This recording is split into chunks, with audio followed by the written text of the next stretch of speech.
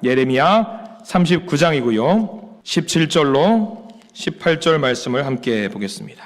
여호와의 말씀이니라. 내가 그날에 너를 구원하리니 내가 그 두려워하는 사람들의 손에 넘겨지지 아니하리라. 내가 반드시 너를 구원할 것인즉 내가 칼에 죽지 아니하고 내가 노략물같이 내 목숨을 얻을 것이니 이는 네가 나를 믿었음이라 여호와의 말씀이니라 하시더라. 아멘. 오늘 이 말씀과 하나님의 은혜가 넘치기를 간절히 기도하고 축원합니다. 우리 옆에 있는 분들과 먼저 인사할까요? 왼쪽에 있는 분을 보시고 저는 당신이 좋습니다. 반대쪽에 있는 분들 보시고 저는 당신이 좋습니다. 인사하시고요. 우리 앞뒤에 있는 분들도 보시고요. 저는 당신이 좋습니다. 정말 좋은 분들 감사합니다. 예, 좋은 분들 감사드립니다. 때리질 마세요. 오늘 말씀은요, 하나님이 반응하시도록 이라는 제목으로 말씀을 좀 나누어 보려고 합니다. 하나님이 반응하시도록. 1964년 키티 제노비스 사건이라는 사건이 하나 있었습니다. 1964년에 키티 제노비스 사건. 뉴욕의 퀸스라고 하는 번화가에서 발생한 사건이에요. 28살 키티라고 불렸던 여인입니다. 캐서린 제노비스라고 하는 이 여성이 자기가 일하고 있던 술집에서 야간 당번을 마치고 귀가하다가 새벽 3시에 어떤 남자로부터 강간, 살해를 당하게 된 사건이 하나 있었습니다.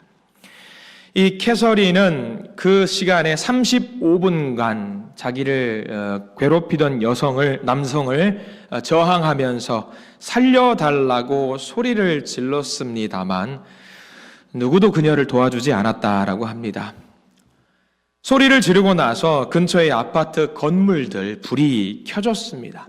창문을 열고 사람들이 봤지만 아무도 관심을 두지 않고 딱 한 명만 창문 열고 그것을 보고 이렇게 말을 했다고 합니다. 그녀를 내버려 두시오 라고 했다고 합니다. 그리고 문을 닫고 제지하지 않았습니다. 그 여자는 어떻게 됐냐면 결국은 죽게 되었죠. 이 사건이 언론 매체를 탔습니다. 사람들은 경악할 수밖에 없었어요. 왜냐하면 그 범행 장소가 으슥한 곳이 아니었습니다. 훤한 곳이었고 번화가였고 사람들이 주변에 너무나도 많이 있었다라는 사실입니다. 그녀가 죽음을 맞이하기까지 직접적으로 또는 간접적으로 그녀를 목격했던 사람이 무려 몇 명이었냐면 38명이었다라고 해요. 많은 사람들이 지나가면서 그리고 또 창문을 열면서 그 사건을 보면서 무슨 생각을 했냐면 이런 생각을 했다고 합니다. 내일 아니지 뭐. 어떻게든 되겠지. 사람들이 힘을 모았다면 그녀는 아마 죽지 않았겠지요. 무관심하게 방치하는 순간 귀한 생명이 죽음을 맞이하게 되었습니다. 이 사건을 통해서 이런 말이 생겼습니다. 뭐냐면요, 선량한 방관자라는 말이 생겼다라고 합니다. 선량한 방관자. 그 사건을 지켜봤던 모든 사람들이 착합니다. 선량한 사람들이에요. 누구 하나 나쁜 일을 저지르지 않고요, 악행을 저지르지 않습니다. 문제가 있습니다. 선량한 방관자. 문제가 있으면 가만히 있어요. 왜 그렇게 생각할까요? 나만 피해가 없으면 되지 뭐.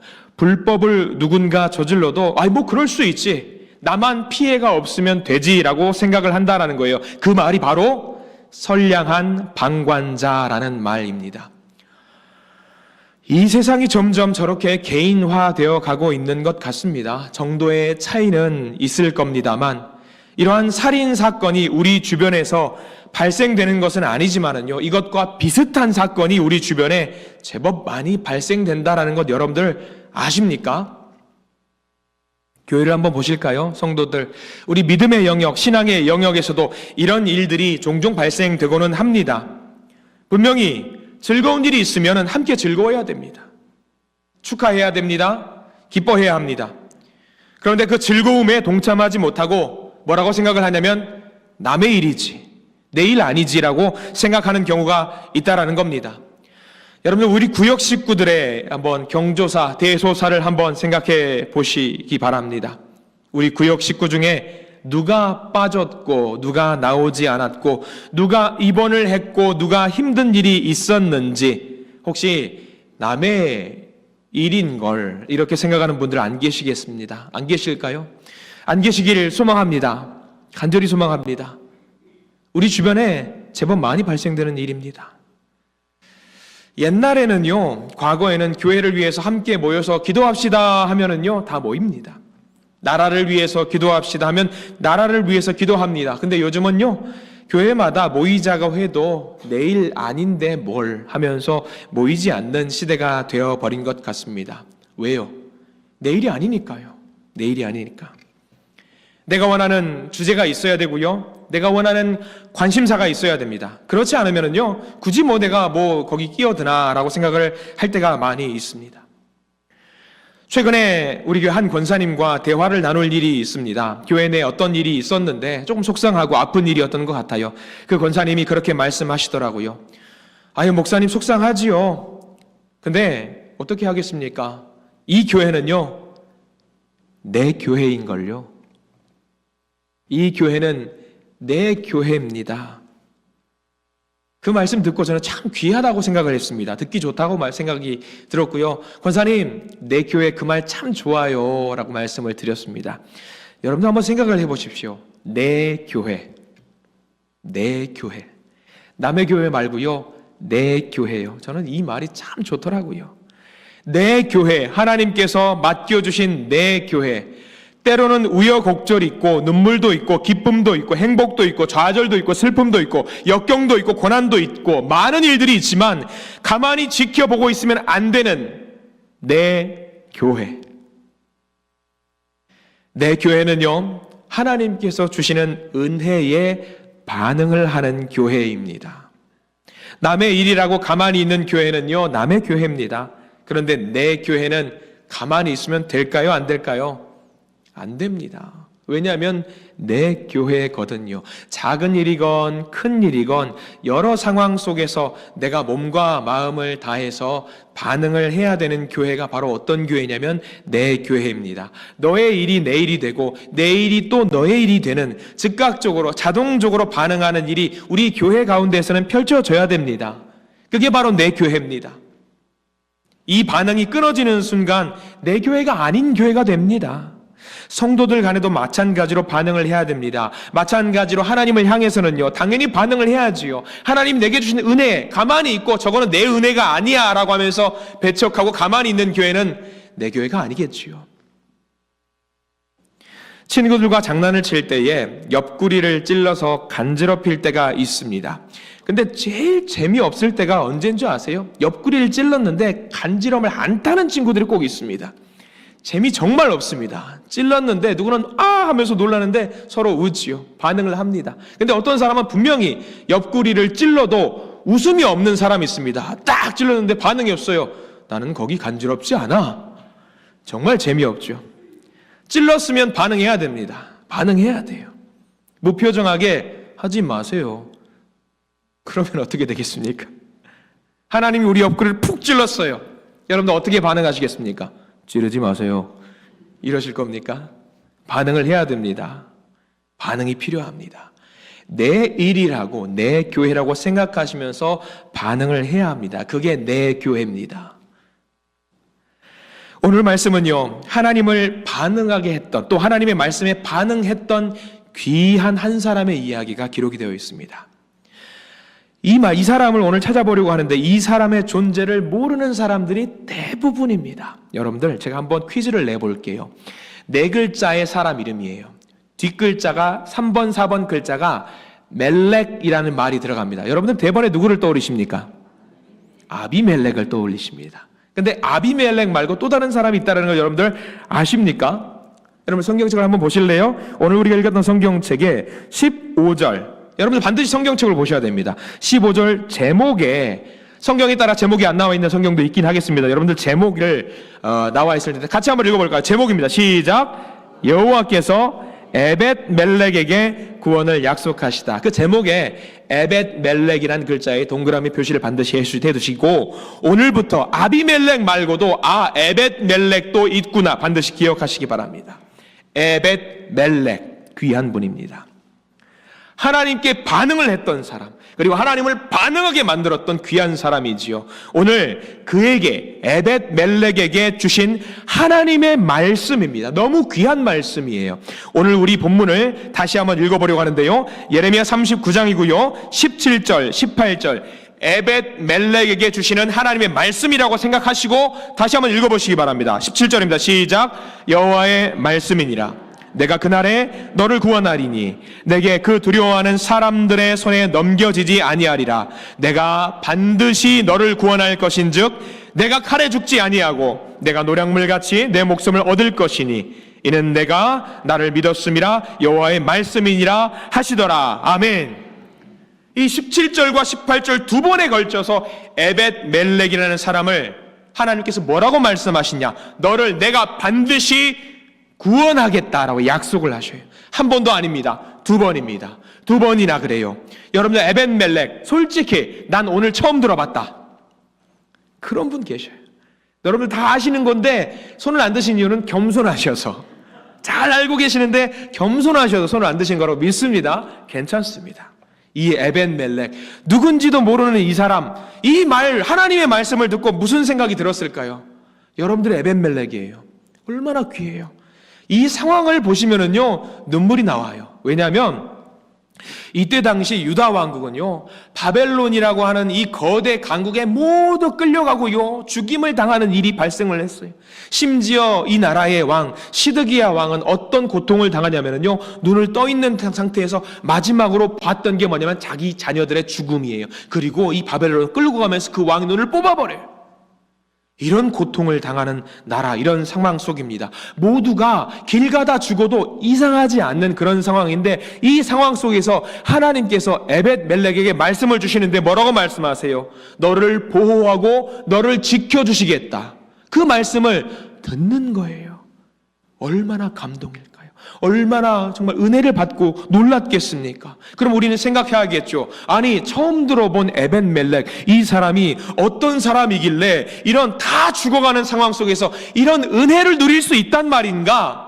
놀랍잖아요. 너무 놀랍잖아요. 우리도 배워야 할 거 아니겠습니까? 여러분들 16절 말씀 우리가 읽었던 39장 16절 말씀 전체를 다 밑줄 그으셔야 될 텐데요. 우리 16절 말씀을 같이 한번 읽어보겠습니다. 여러분들 성경책 보십시오. 화면에는 안 띄울 건데요. 16절 같이 읽습니다. 시작. 너는 가서 구수인 에벳멜렉에게 말하기를 만군의 여호와 이스라엘의 하나님의 말씀에 내가 이 성에 재난을 내리고 복을 내리지 아니하리라 한 나의 말이 그날에 내 눈앞에 이루리라. 자 16절 말씀 보십시오. 여기 에벳멜렉이 어떤 사람인지 나와요. 구스라고 한 부분에다가 여러분 동그라미 표시를 해두세요. 구스 아시는 분들도 계시겠지만 구스는 지금 이때 당시 어느 나라냐면은 에티오피아입니다. 에티오피아는 아프리카예요. 그리고 이 구스라는 사람은 기본적으로 흑인을 말합니다. 이방인이고요. 아프리카에 사는 사람들이고요. 흑인입니다. 그러면 이 사람은 하나님을 구주로 영접할 수 없는 구원의 자격이 없는 사람이에요. 근데 이 구스 사람 에벳멜렉이 흑인이고 천대받고 멸시받는 사람임에도 불구하고 하나님을 믿었던 사람이에요. 이 성경에는요, 우리 예레미야 전에 민수기 말씀에 이미 구스 사람이 등장을 해요. 여러분 아실 겁니다. 모세가 민수기 12장에 보면은요, 구스 사람 여인을 아내로 맞이해요. 흑인을 아내로 맞이해요, 모세가. 근데 그 흑인 여성을 아내로 맞이했다고 그의 형과 그의 누나가 그를 비방합니다. 야, 너 그러면 안 되지 하면서 비방을 합니다. 그만큼 이방인 그리고 흑인 사람들 상종을 하지 않을 정도로 비방을 했던 멸시했던 사람들이 바로 에벳멜렉입니다.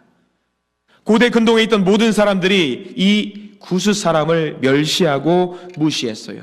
에벳멜렉도 마찬가지였겠지요. 무시했습니다.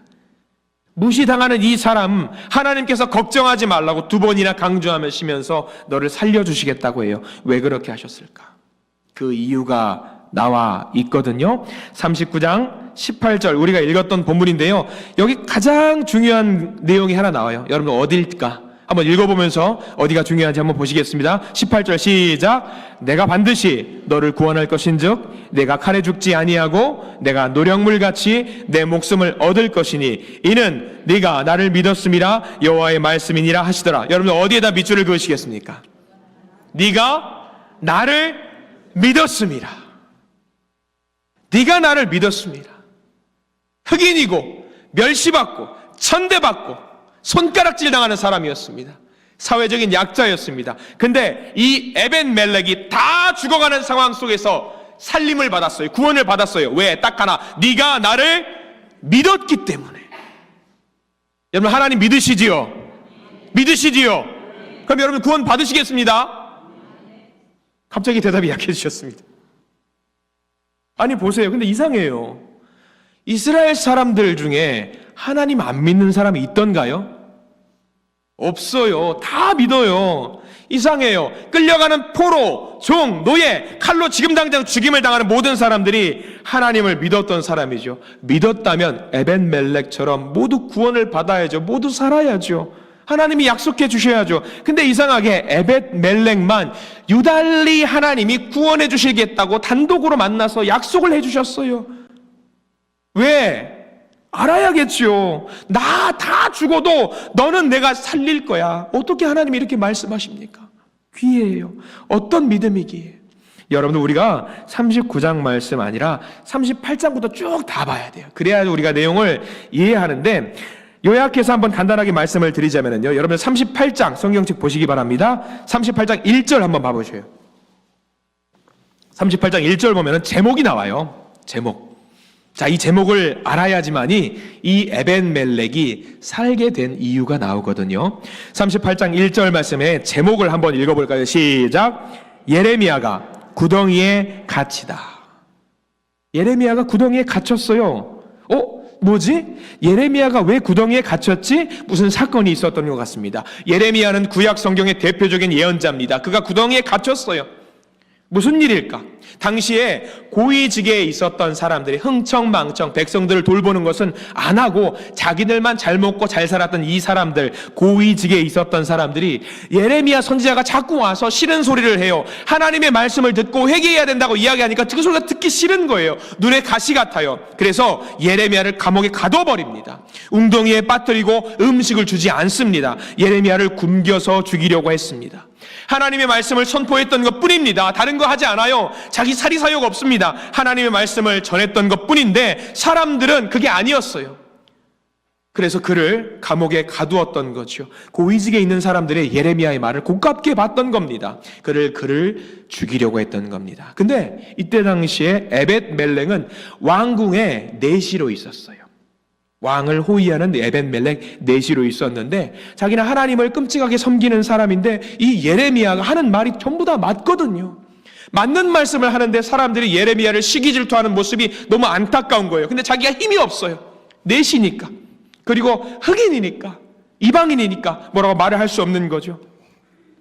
그래서 에벤멜렉은 이 예레미야가 죽어가는 것을 도저히 볼 수가 없어가지고 왕에게 죽음을 무릅쓰고 나아갑니다. 여러분들 38장 8절 말씀을 우리 같이 한번 읽어볼까요? 38장 8절 말씀을 같이 함께 읽겠습니다. 시작.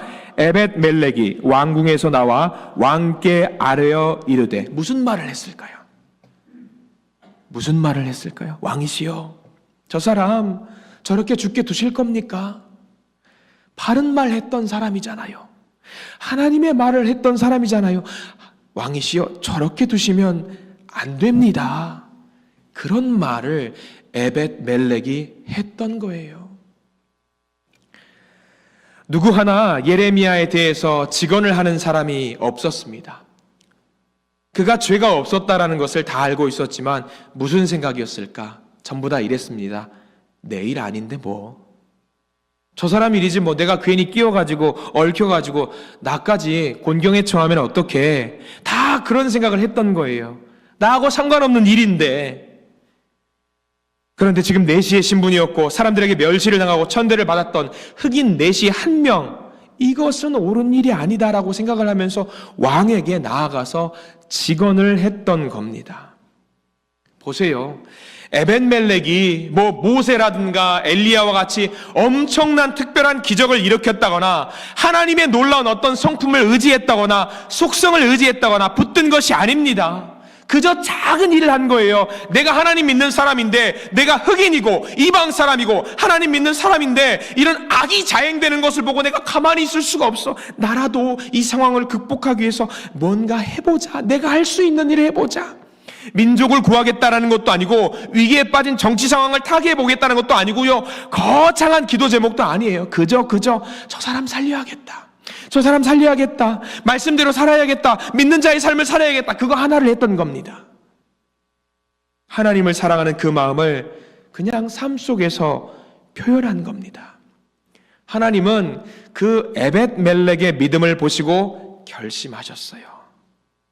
남유다의 모든 사람이 다 죽는다고 해도 저 한 사람 에벳멜렉만큼은 내가 반드시 살려야겠다 생각을 하신 거죠. 그래서 그를 2번이나 반복해서 너를 반드시 살릴 거야, 다 죽어도 너는 살릴 거야 라고 하나님이 약속해 주신 겁니다. 이 에벳멜렉의 믿음은요, 우리에게 귀중한 행동의 기준점을 제공합니다. 우리는요, 다양한 믿음의 표현을 합니다. 여러분들 그러실 겁니다. 전능하신 하나님을 믿고 기도를 막 올려요. 기도의 응답을 경험하고 싶고 기적처럼 뭔가 일이 펼쳐져서 놀라운 기적이 일어나서 야, 하나님 저거 봐, 얼마나 대단하신 분이셔. 그런 간증 필요합니다. 그리고 또 목자 되신 하나님을 내가 붙들었더니 하나님이 나와 동행하시더라, 내 이 어려운 것들을 해결해 주시더라, 이런 믿음도 필요합니다. 또 기도, 하나님 우리 민족을 지켜주세요, 우리 나라를 살려주세요, 이런 거국적인 믿음의 기도도 표현도 필요합니다. 근데 그게 아니에요. 에벤멜렉이 했던 것은요, 그런 크고 위대했던 그런 믿음 말고요, 그런 엄청난 꿈 말고요, 엄청난 소망 말고요, 내 신앙의 양심에 따라 할 수 있는 작은 믿음, 내가 언제 어디서 무엇을 하든지 하나님이 나와 동행하신다는 그 작은 믿음, 그거 하나면은 된다, 그거 하나면은 내가 너를 반드시 살린다라는 약속의 말씀을 주신다라는 겁니다. 그 작은 것을 보시고 하나님께서 에벤멜렉을 살리시겠다고 2번이나 강조하신 겁니다. 지금 우리에게 필요한 겁니다. 지금 우리에게 정말 필요한 겁니다. 이재철 목사님 아실 겁니다. 이 이재철 목사님이 쓰신 책 중에 요한과 더불어라는 책이 있어요. 요한과 더불어. 거기에 그런 내용이 나옵니다. R.A. 토레이라고 하는 신부님이 계세요. 태백에서 사역을 하시는 신부님이신데 그분이 친척이 러시아에서 사역을 하신답니다. 거기서 복음을 전하면서 예수를 믿으라고 복음을 전하는데 러시아에서 열심히 복음을 전하는데 사람들이 그 말을 듣고 오히려 그 신부님에게 따지더랍니다. 거기 신부님, 쓸데없는 소리 하지 마세요. 우리는 지난 1000년 동안 기독교를 믿었습니다. 근데 다 필요 없더라고요.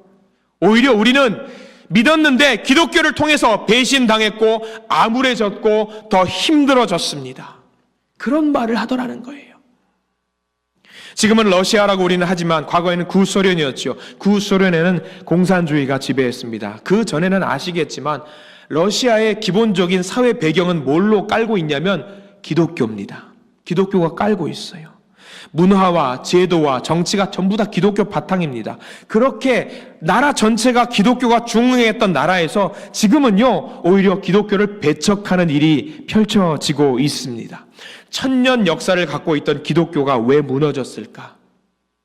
기독교가 그만큼 흥했다면 기독교가 더 부흥하고 발전해야지 왜 무너졌을까? 왜냐면 기록에 따르면 당시의 교회가 예수님을 믿었던 사람들이, 하나님을 믿었던 사람들이 더 이기적이고 더 삶의 자리에서 신실하고 진실하게 살고자 하는 노력이 없었다라고 하는 거예요.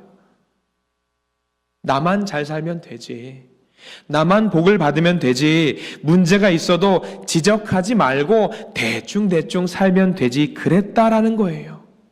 기독교적인 배경이 있었지만 이런 생각들이 밑바탕에 깔려 있다 보니까 기독교가 무너지고 나라도 무너졌다라고 하는 겁니다. 이 경험을 토대로 이 토레이 신부가 이런 말을 합니다. 저는 이 말을 보면서 너무 가슴이 아팠어요. 그리고 이 말 내 마음속에 새겨야 되겠다. R.A. 토레이가 했던 말입니다. 이런 말을 했다고 그래요. 가장 위대한 성경 번역은 자신의 삶으로 성경을 번역하는 것이다. 이 성경책을 세계 각국으로 번역해도 의미가 없다라는 거예요. 읽고 끝이라는 거죠. 그러나 가장 좋은 번역은 뭐냐면 이 성경 번역을 내 삶으로 번역해서 세상 가운데 보여주는 거라는 거예요. 그거 안 하면 안 된다라는 거예요. 그럴듯한 번역 필요 없어요. 화려한 미사 요구 필요 없어요. 재미있는 프로그램 필요 없어요. 여타의 대단한 거 필요 없어요. 오히려 성경 내용을 바탕으로 나의 삶으로 이 땅에 잘 이루어가고 있는가? 내가 과연 믿는 자의 삶을 소소하지만 이루어내고 있는가? 그게 필요하다라는 겁니다. 아무리 기독교가 1000년 동안 흥했던 나라라고 할지라도 저것을 못하니까 무너져 버렸다라는 거예요. 우리가 백날 전도하고 백날 복음을 전하고 성도들의 숫자를 늘리기 위해서 노력을 하는 거 중요합니다. 그러나 그렇게 열심히 노력해서 우리 교회가 여러분들 성장하고 발전해서 많은 사람들, 많은 영향력을 행사할 수 있는 교회가 되었다고 생각을 해보세요. 상상만 해도 얼마나 좋아요. 근데 그랬다고 해서 우리의 영혼이 하나님께로 더 가까이 갈 수 있을까요? 우리 교회 성도님들이 한 1000명 나와요. 상상만 해도 즐겁죠. 근데 1000명 나오는 그 교회 우리 성도님들이 모두 하나님께로 가까이 갈 수 있다라는 확신하시겠습니까? 우리 모두 구원 받을 수 있습니까? 우리 교회가 1000명, 2000명 나와서 우리 나라, 우리 교회, 정의로운 교회와 나라가 됩니까? 행복한 사회가 됩니까? 아니요, 안 될 수도 있다라는 거예요. 내가 성경을 많이 읽었던 거 중요하겠지요. 성경 공부 많이 하는 거 중요하겠지요. 기도 많이 하는 것도 중요하겠지요. 다른 사람보다 내가 더 많이 교회 나오는 그 빈도가 많은 것도 중요하겠지요. 그런데 그게 아니라는 거예요. 그게 하나님의 마음을 기쁘시게 하는 절대적인 척도가 될 수 없다라는 거예요. 얼마나 우리가 말씀 따라서 그 말씀이 이 땅에서 실현이 되도록 신실하게, 진실하게, 정직하게 살아가고 있냐라는 거죠. 이게 더 중요하다라는 겁니다. 인도네시아 선교사님께 들은 이야기입니다. 인도와 파키스탄과 방글라데시아 이런 나라 같은 경우는 오래도록 영국의 지배를 받았어요. 인도네시아 같은 경우는 또 네덜란드, 화란이라고 하잖아요. 네덜란드의 지배를 받았습니다. 근데 이런 나라, 영국이라든가 네덜란드는 종교가 어떤 종교인지 여러분들 아시죠? 기독교입니다. 기독교의 지배를 받았고요. 이 나라들이 이 인도라든가 파키스탄, 방글라데시 이런 나라 같은 모든 시스템들이 행정 시스템이 모든 것들이 기독교화되어 있어요. 밑바탕에 깔려 있어요. 오랫도록 지배를 받았으니까. 근데 여러분들 생각할 수 있겠죠. 몇백 년 기독교 문화의 지배를 받았다라고 한다면 기독교가 너무 자연스럽고 좋을 것 같은데 인도와 파키스탄, 방글라데시아 가면은요, 인도네시아 그런 데 가면은요, 기독교를 배척한다고 합니다. 왜 그럴까요? 그 나라를 지배했던 기독교인들이, 교회가, 성도들이 신실하게, 진실하게 세상을 제대로 섬기지 못했어요. 그 모습을 보니까 그들에 대한 실망감이 커졌기 때문에 배척한다. 그런 일들이 있습니다. 이야기를 들었어요. 근데 이것과는요, 정반대의 이야기도 있습니다. 한참 잠깐 상영해서 없어졌던 영화인데요. 후라이드 그린 토마토라는 영화가 있어요. 이 영화거든요. 후라이드 그린 토마토. 저 영화는요, 내용이 그겁니다. 1930년대 미국 남부지방에서 있었던 일입니다. 여자 주인공 있지라는 이름을 갖고 있는 여자 주인공이요, 살인 누명을 뒤집어 쓰게 돼요. 살인을 한 적이 없는데 왜 살인자가 되었을까? 자신의 억울함을 벗어내려고 하지만 아무도 믿어주지 않는 거예요. 오히려 자기는 알 수 없는 증거들이 막 드러나는데 내가 살인자라는 것을 보여줍니다. 이제 재판이 본격적으로 시작이 됩니다. 눈에 불을 켜고 검사가 사형을 구형해야 한다고 말을 합니다. 판사도 분위기가 보니까 동조하고 있는 거예요. 많은 증인들을 데려왔지만 아무도 그녀의 편에서 그녀의 편에서 이야기를 들어주지 않습니다. 마지막 증인을 불러 세웁니다. 그 지역에서 사역을 하고 계신 목사님을 마지막 최종 증인으로 세웁니다. 그녀는 희망을 잃었습니다. 나는 이제 죽겠구나. 근데 그 목사님이 다른 사람들은 다 반대하고 그녀에게 사형을 구형해야 한다 하는데 딱 한 사람, 그 목사님이 결정적으로 그녀에게 유리한 증언을 해요. 내용인지 그렇습니다. 그 사건이 발생했던 날 밤 그 시간에 그 교회에 부흥 예배가 있었다랍니다. 그 목사님 말을 합니다. 그녀는 우리 교회 성도고요. 그녀는 부흥회에 참석을 했답니다. 그러니 나와 함께 있었기 때문에 살인을 할 수가 없습니다. 라고 증언을 하는 겁니다. 갑자기 판정이 모호해집니다. 이 목사님의 증언을 듣고 있던 주인공 있지라고 하는 그녀는 놀랍니다. 왜 놀랐을까요? 그녀는 부흥회에 간 적이 없습니다. 그녀의 결백을 누구도 믿지 않았지만 그 목사님 한 분이 거짓말로 증언을 합니다. 그녀를 살리기 위해서 거짓말을 했던 겁니다. 놀란 것은요, 여기까지가 아니에요. 그 뒤가 중요합니다. 판사가 목사님이 했던 증언이 사실이냐 거짓이냐를 더 이상 묻지 않아요. 정말 부흥회가 있었는지 증거를 제시하십시오라고 묻지도 않습니다. 그녀가 참석했는지 주변인들에게도 묻지 않습니다. 최종적으로 그 목사님의 증언에 따라서 이 사건은 살인사건이 아니라 실수로 죽었다라는 것으로 재판을 끝내게 됩니다. 그녀에게 무혐의를 줘요. 이유는 딱 하나입니다. 뭔지 아시겠습니까? 우리가 알고 있는 저 목사님의 삶은 우리 모두가 신뢰할 만합니다. 저 목사님의 삶은 그 말하는 것 자체만으로도 믿어도 됩니다. 저 목사님의 일상을 보면 우리는 알 수 있습니다. 저 목사님은 절대로 거짓말을 하실 분이 아닙니다. 그래서 눈에 불을 켜고 그녀를 고소했던 검사들조차도 자기들의 주장을 철회하고 그녀를 무혐의로 풀려줍니다. 여러분들 어떠세요? 이 이야기 소설 같죠? 상상 속의 허구 같죠? 아니요, 실제로 있었던 일입니다. 이 사건이 놀라운 이유, 목사님의 말이 거짓말이라는 것을 다 알아요. 판사와 검사, 그 자리의 배심원들도 그런데 더 이상 물으려고 하지 않고 목사님이 말한 그대로 다 믿었다라는 겁니다. 무조건 믿었다라는 거예요. 여러분들 이것을 통해 우리가 알 수 있는 사실이 뭔지 아세요? 오늘부터 제가 목사니까 제가 하는 말 다 믿어주세요. 그 이야기 아니에요. 그거 아니에요. 당시에 그 목사님이 얼마나 사회로부터 신뢰와 존경을 받았다라는 것을 보여주는 겁니다. 절대적으로 믿었다라는 겁니다. 목사여서가 아니에요. 성도로서, 믿는 자로서 평상시의 일상생활 속에서 신실하고 진실하고 정직한 삶을 추구해 왔기 때문에 저 사람의 말은 우리가 믿을 수 있다라는 겁니다. 여러분들은 어떠십니까? 여러분들은 어떠세요?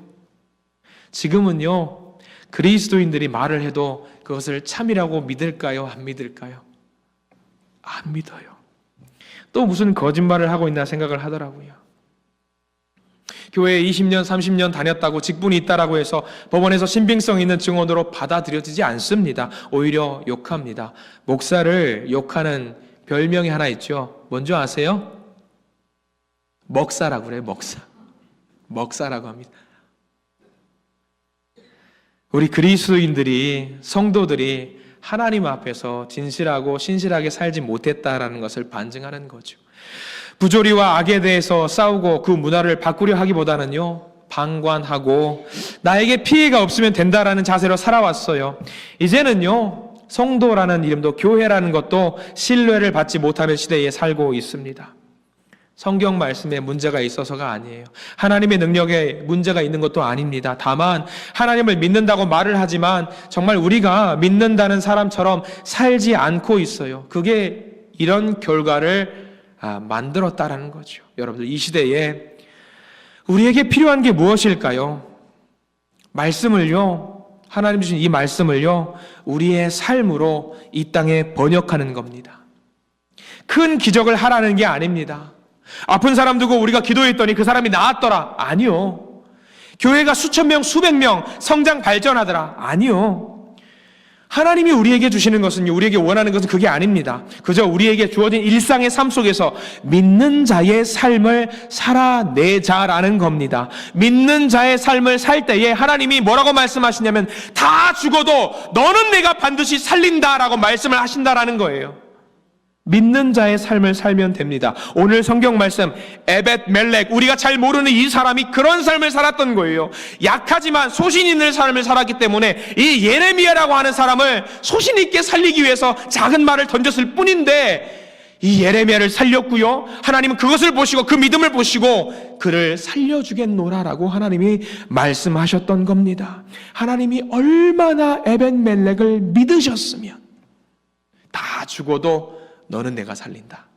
다 고통받아도 너는 내가 기어코 살린다. 어쩌면 이렇게 말씀하신답니까?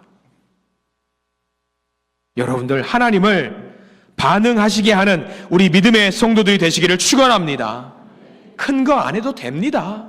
작은 걸 통해서 사람을 감동시킬 수 있잖아요. 마찬가지예요. 우리도 작은 일을 통해서 하나님을 감동시키게 만들 수 있다라는 거예요. 우리가 뭐 능력이 있어서 큰 것을 하겠습니까? 많은 일을 감당할 수 있어도 다 필요 없어요. 그저 작은 일을 통해서 하나님을 반응하게 만들 수 있습니다. 여러분들, 오늘 에벳 멜렉, 특이한 이름, 이 사람을 잘 기억하시기 바랍니다.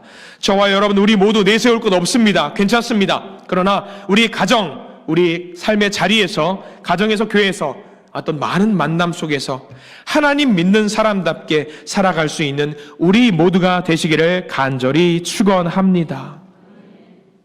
여러분들, 오늘 운전하시다가 혹여라도 나를 불편하게 만드는 끼어드는 사람이 있으면 네 글자만 떠올리십시오. 누구요? 에벳 멜렉. 살면서 나를 화내게 만드는 사람이 있어요? 그럼 네 글자만 떠오르십시오. 누구요? 에벳 멜렉이요. 때로는 목사님과 이야기하다가 목사님이 나를 화나게 만든다. 그럼 누구를 떠오르세요? 에벳 멜렉을 떠올리십시오. 내가 소소하게 있는 자리에서 하나님의 사람으로 살리라. 하나 더 당부드리겠습니다. 내가 에벳 멜렉처럼 살아야지, 저 사람이 에벳 멜렉처럼 살아야 되는 거 아닌가, 그렇게 생각하지도 마십시오. 왜 저 사람은 왜 저래? 그러지 마십시오. 그저 내가 에벳 멜렉이 되어서 내 일을 하십시오. 하나님 앞에서 내가 할 수 있는 기도를 하시고요, 하나님 앞에서 내가 할 수 있는 찬양을 하시고요, 옆 사람과 비교도 하지 마시고요, 그저 하나님 앞에서 내 일을 하십시오. 기쁨으로 하시면 됩니다. 그러면 하나님께서 나를 주목하실 겁니다. 그러면 나를 주목하시고 다 괴로움 속에 있을지라도 너는 반드시 내가 살린다. 그 음성을 들으시는 저와 여러분들 되시기를 간절히 축원합니다. 기도하겠습니다.